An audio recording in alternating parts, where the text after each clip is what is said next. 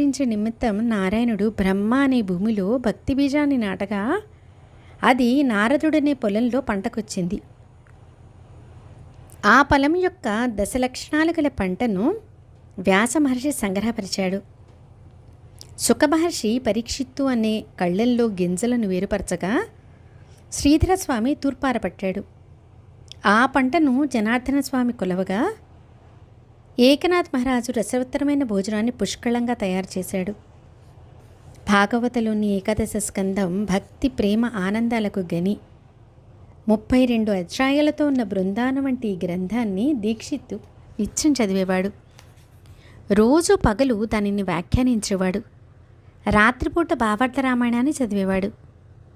ఈ గ్రంథం కూడా గురువు ఆజ్ఞగా దీక్షితునికి ప్రమాణికమైంది. భక్తి రసామృతానికి సారము, జ్ఞానేశ్వరికి రెండవ అవతారమైన ఈ భాగవత గ్రంథం